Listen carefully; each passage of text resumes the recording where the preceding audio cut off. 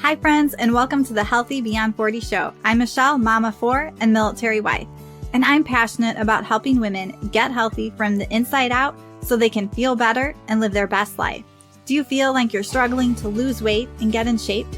If you're ready to develop healthier habits, exercise consistently, and lose weight sustainably, then you're in the right place.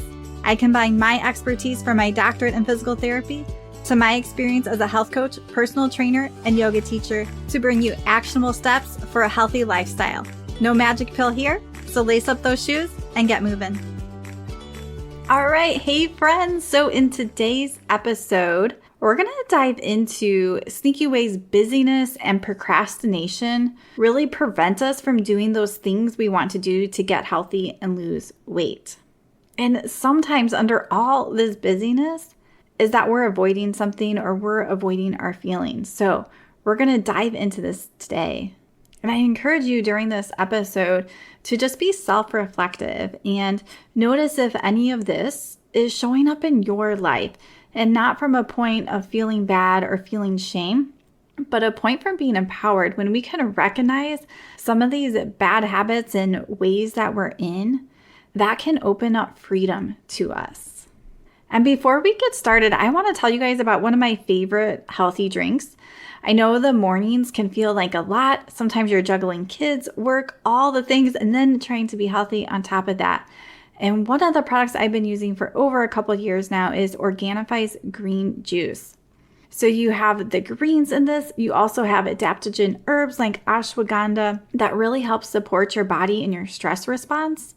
And you can do all this without juicing kale or spending a lot of hours figuring out greens. So you can just mix it with water and lemon, or you can do unsweetened almond milk, and sometimes I'll throw some extra protein powder in there. And you can actually give your body what it needs to feel better from the inside out. So there's going to be a link down below where you can check it out. And you guys can use the code HEALTHY20 to save 20% off your order. And you guys can use that code anytime you order. All right, so first I want to talk about what is buffering and how this shows up in our life. So buffering is what we do to numb, to avoid, or distract ourselves from uncomfortable emotions. So it's how we take the edge off when we don't want to feel something like stress, sadness, guilt, overwhelm, boredom, anger. So instead of feeling those emotions, we reach for something as a quick relief. And a lot of times we don't know we're doing this. Most of us aren't even aware that this is a thing. So for example, we might be scrolling on social media or our phone when we're overwhelmed. I've done this and I still do this sometimes. When I get overwhelmed or I'm frustrated about something, I will go on my phone. And I'm doing that as a way to buffer, as a way to numb, void, distract myself from dealing with this uncomfortable emotions and problems. Another example is eating when you're not hungry, just to feel better, because we get a hit of dopamine when we eat something, especially something with carbs, and we temporarily feel a little better. It gives us that quick relief and just a way to avoid feeling our feelings. Maybe you pour a glass of wine or have a drink after a long day because you're feeling anxious or lonely. Again, your body is finding this way to take the edge off of feeling your feelings. Maybe you binge watch a TV show to avoid having a hard conversation with someone, or to avoid feeling that stress, or to think about how overwhelmed you are.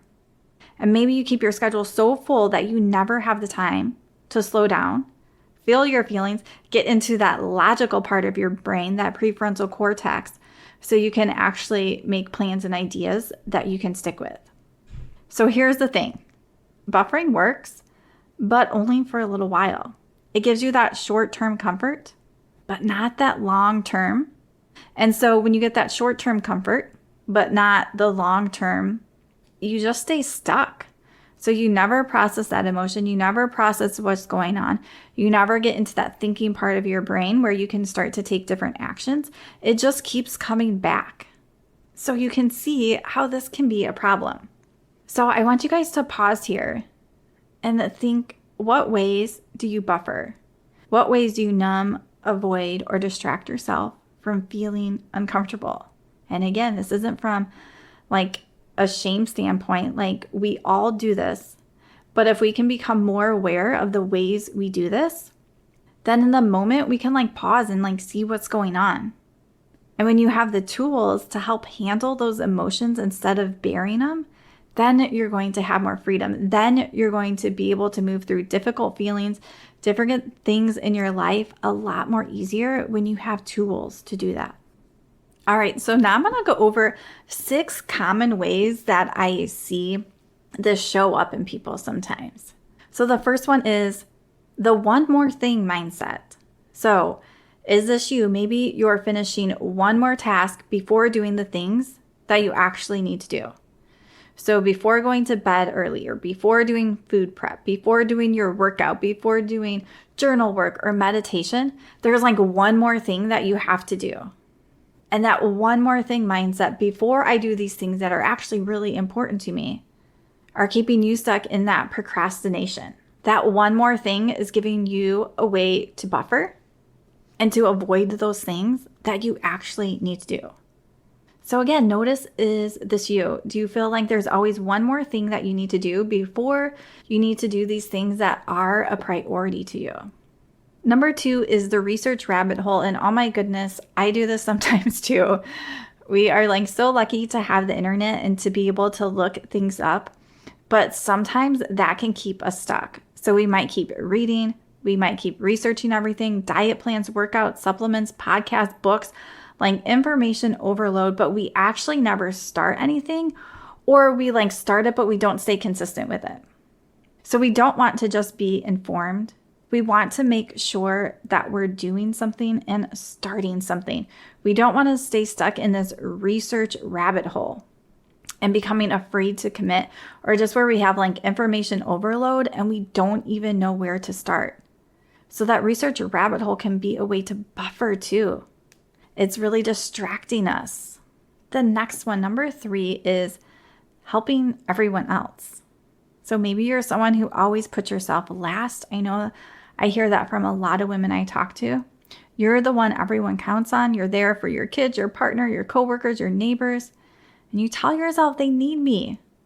But what you're really doing is avoiding your own stuff. So maybe you're avoiding your own emotions, your own needs, your own goals. And right now in that moment, it just feels easier to take care of others than to face what's going on with you. But you are important, and you are the only one who is going to take care of you. And we really have to fill our buckets up first before we pour out to others. So I work with a Christian life coach. She also does homeschooling, and she uses this fountain analogy. And in the center is we have to, if you're a Christian, fill our lives up with God first, and we have to take care of ourselves. So those things come first. And then after that, I'm going to pour out to my spouse, after that to my kids, and then after that to everyone else. So that's work, that's extended family. So we really want to make sure that we're having our life in right order. And it's never too late to start this. And again, you may feel resistance to doing something different. You're going to feel resistance if you've always put your kids and your spouse first, for example. It's going to feel really uncomfortable to not do that. And then you're going to be stuck buffering because you don't want to feel that uncomfortable feeling of saying no to someone else when you've always has said yes. But when you have tools to help you work through that uncomfortable feeling, then you're able to prioritize the things that you need to prioritize and say no to the things you need to say no to. And it's not always going to be perfect, but you have to be in that place where you can start putting your health first. All right, the next one is really using anything as a distraction. But here I'm just going to talk about reorganizing or cleaning. But you're finding something to distract yourself from, and it can be something good, but you're using it as a distraction from doing those things you really need to do. So maybe you're I just need to get the house under control and then I can focus on myself. I just need to deep clean this fridge instead of doing my meal prep. I really need to vacuum, and I'm going to do this instead of going for a walk. And so we start to use our environment or anything we can as an excuse to delay taking care of our body and our mind. So notice, is this you? Do you keep putting off your walk, your meal prep, your grocery shopping? and letting other things come first. Number 5 is someone who's always, it's like starting tomorrow, starting next week.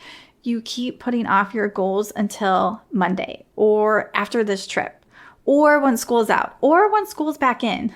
But there always seems to be something that you're waiting to happen so then you can start. So when you stay busy with everything, but the one thing that you actually need to start moving forward, that is keeping you stuck. And so we sort of use this way because sometimes starting a health journey, starting to lose weight, starting to change our habits feels really uncomfortable. Our brain likes what we've always have done, even if that thing we've always done hasn't been great for us. Maybe we're always eating something as we watch TV, and that feels comfortable to our brain. So to not do that feels uncomfortable, and you may not even be noticing this because it's not like a blaring emotion like when we're angry, but we're like avoiding that uncomfortable feeling to change. So we're like, I'm just going to start next week. I'm going to start the day after that. This is like too overwhelming. I can't figure this out. I'm going to keep pushing this off. So notice, is that you? And are you avoiding that because you're avoiding feeling uncomfortable and figuring things out? And the last one here, number 6, is getting stuck in perfectionism or like that all or nothing mindset. So you don't want to start until you can do it right. If you can't do a full, whatever that number is, 45-minute hour workout, you're not going to do nothing. If your meals aren't perfectly planned, then you're just screw it. We're just getting takeout tonight. So when we see everything as I'm either all in on this health journey or I'm all out, that doesn't leave us in a good spot because there's a lot of gray areas, friends. You can do a 5 or 10-minute workout and start noticing changes. And that 5 or 10-minute workout can snowball into maybe you wanting to eat more vegetables.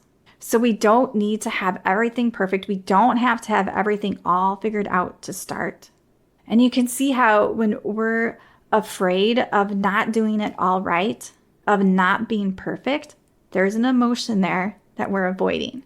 We're avoiding that failure and how that failure feels. We don't even want to start it because we probably know we might fail and that doesn't feel good. And I don't want to be in that position.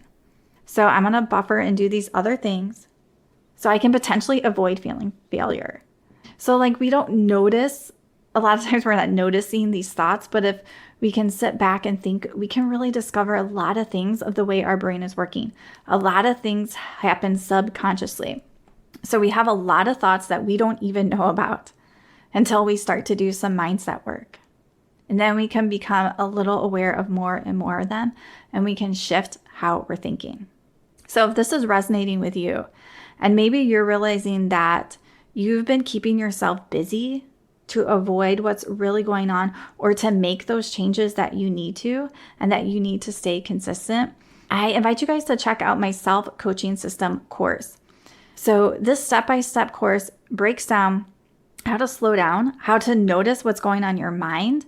There's a mindset tool that I love using. I love teaching to my clients. I use it myself because our thoughts create our emotions, and our emotions then create our actions. So when we can do this mindset work and we have a tool that we can use, we can start to change our thoughts. And I'm not talking just putting a happy affirmation on our thoughts, but really changing our thoughts to noticing what's true. A lot of times we're just noticing this really narrow road, a narrow thought, instead of our thoughts noticing what is really true in this situation. And when we can do that, it really opens up to changing the way we feel and thus changing the way we act and those steps we take to take care of ourselves. In this course, I also teach you how to do EFT, so emotional freedom techniques, so that you have a way to process your emotions, to have some time and sit down and work through things, but also EFT can be used in the moment when you're feeling stressed or anxious.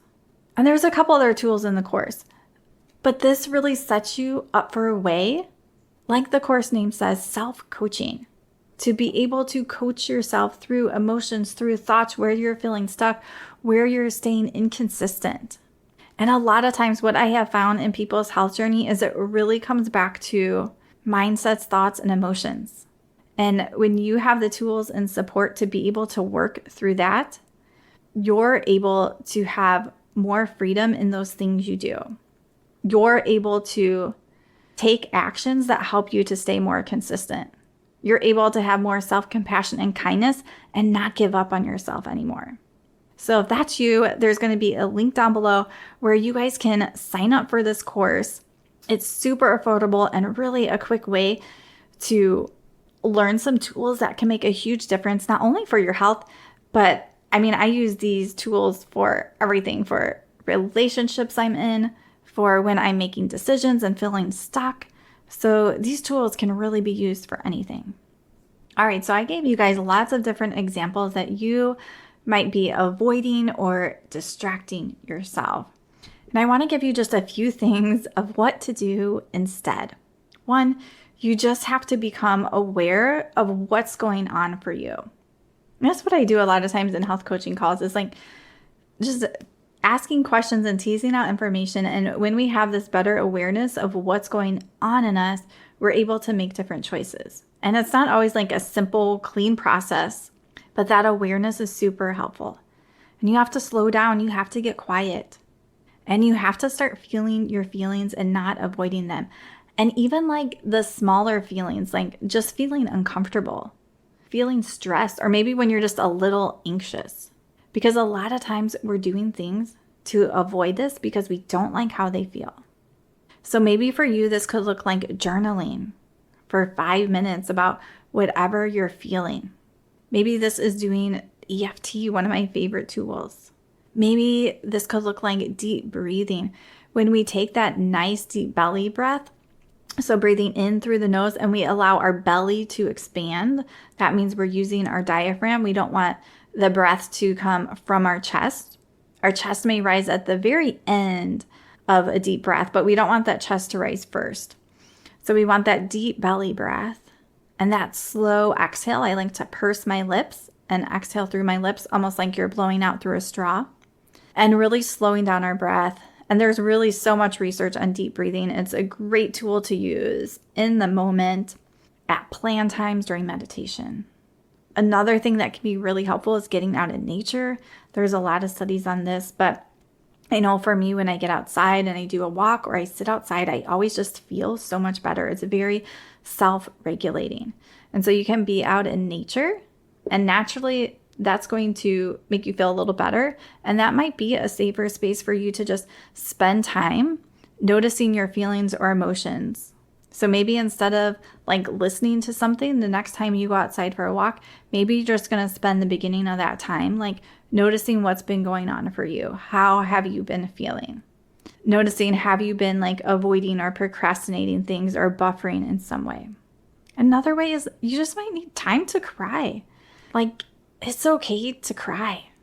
And sometimes we need to let that out. And crying can actually be super healing. So if you have things bottled up, let it come out. Let yourself have a cry. And then when you're done, take some breaths. Maybe go outside. So I know this is deep stuff, but you don't have to be afraid of your emotions.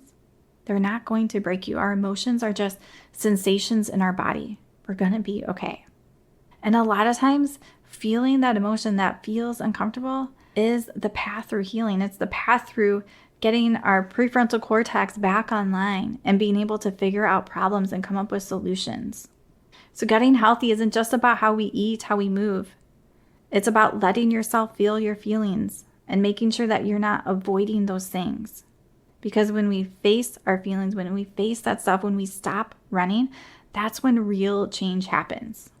So the next time you catch yourself being too busy, buffering, distracting yourself, feeling stuck, I want you to pause and ask, what am I really avoiding right now? And that one question can start to change everything. All right, friends, I hope that you guys are having a great week and a great summer. So you're in the driver's seat to your health. So I want you guys to keep on moving. And also, if you haven't, I have a Facebook group called Healthy Beyond 40. I will share that link in the description. Feel free to join there. Post how your summer is going. Post how your health is going. Ask questions. All right, friends, have a good week.